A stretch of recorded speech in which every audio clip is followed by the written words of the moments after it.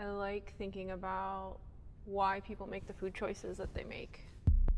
My pound cake and my pies are significantly popular in our church community. I think that's as big a deal to them as the fact that I went to law school and graduated. Yes, I would say that I'm a food activist. I know how to pick carrots, so then my gesture becomes the way that I think I look when I'm picking carrots. That's kind of what's cool about it. Most growers will say the act of growing is growing soil, and then you put some other things in it. When you create something that's delicious and people respond in that manner, you've pleased their palate, you've pleased their soul. There's nothing more gratifying than that.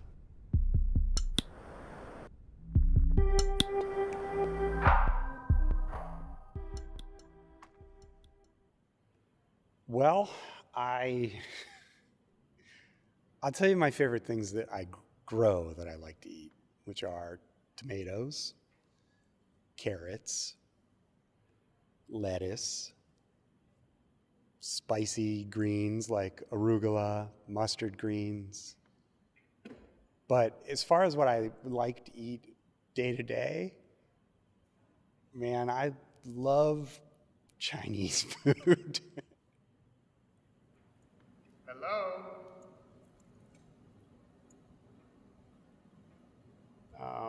On the day of my bar mitzvah, we went to a restaurant in Paris, and I saw the chef cooking for us. Mise en place.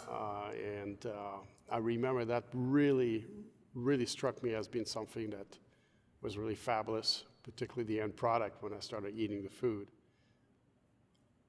But I was 13 in those days, and I didn't have the wisdom to say I want to go to culinary school, even though my parents invited me to. So it's not until my 30s really that I started cooking again with passion. Carrots, peas and carrots, peas and carrots, peas and carrots, peas and carrots, peas and carrots, peas and carrots. We all have dinner at my parents' every Sunday. It's like still 4 generations. And my mother's thing was, whenever Jesus was with the disciples, there's food. So she really sees this food as this thing that brings people together on a regular basis, and creating nourishment for people that is more than physical.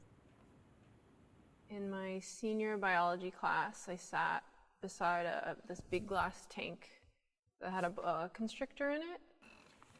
The teacher one day brought in I think it was a guinea hen that was alive, and dropped it into the tank. And the whole class kind of gathered around and watched the snake eat this live bird. And I wasn't feeling sad because the snake was eating the bird. That's what it would eat in the wild, but it wasn't in the wild. And so I had this sort of realization that the bird didn't have a chance or a choice to not be eaten. And that was the day that I stopped eating meat.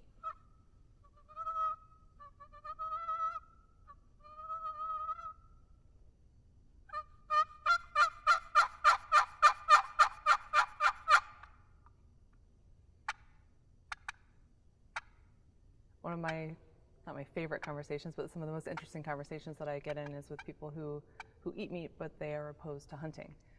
I'll start the conversation by say I'm a turkey hunter, and they get offended. And my first response is, oh, I'm really sorry. You must be. Are you a vegetarian? I won't talk about it. And I'm like, no. Like, I eat meat. And they go, oh, well, where do you get your meat? I was like, from the grocery store. Like, okay, let's talk about this.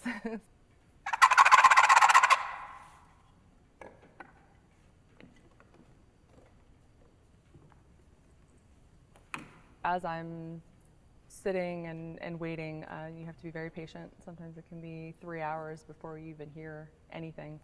As soon as you do see a turkey come into the field, your heart is just racing.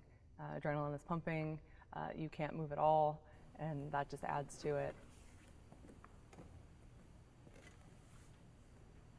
The first time I did shoot a turkey, I broke down and I cried. And I assumed that would diminish, I guess, as I hunted more and more, and it hasn't. Still to this day, every time I shoot a turkey, the first thing I do is just bust into tears. I mean, you're taking a life. I feel like it's something that everybody that especially eats meat should experience. But yeah.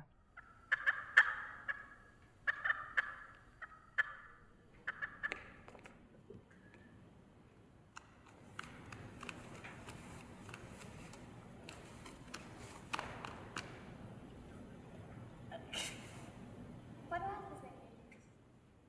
It was in the process of building the garden that I realized that, oh, there are some very serious issues around food and food security and food apartheid that I wasn't aware of.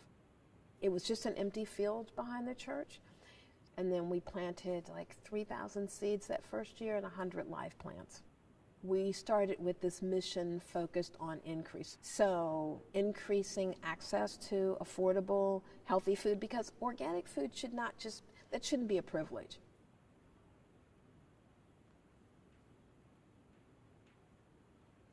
It troubles me that we can't think about food because it's lower in the totem pole in critical need, because if you don't have a roof over your head or you don't have, money for your medicines, like those things are going to come first.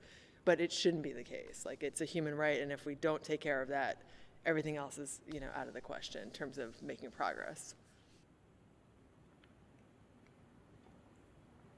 It smells really bad. I will say that learning just gesture, especially like in a seated position, was extremely difficult because it doesn't, the muscle memory doesn't work the same. Like, it's a different part of your brain that you're using than you would usually use to learn choreography. So that part of it was really difficult. But in terms of,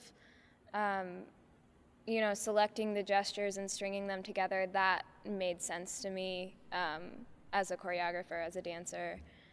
Yeah.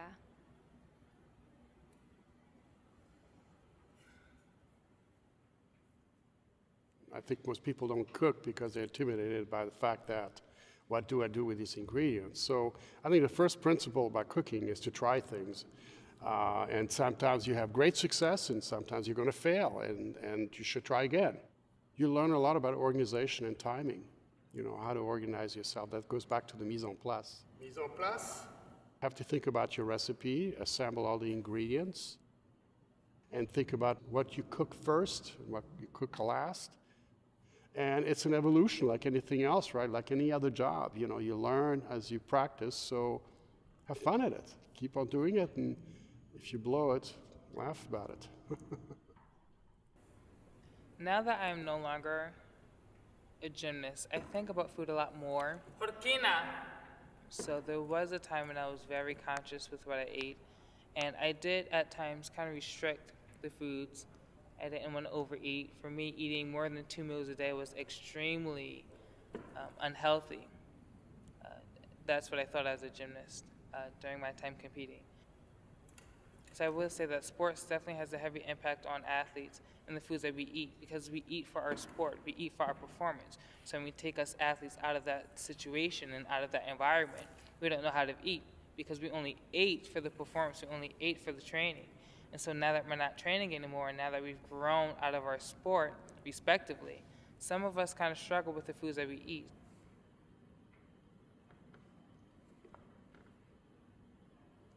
All of my gestures are things that I did in the fall. In some cases, it's me like cleaning up the farm to kind of put it to bed for the winter. To me, it's interesting to think about like what sort of gestures I would do in the fall as opposed to like the things I'm doing right now in the spring. Here, here, here, here.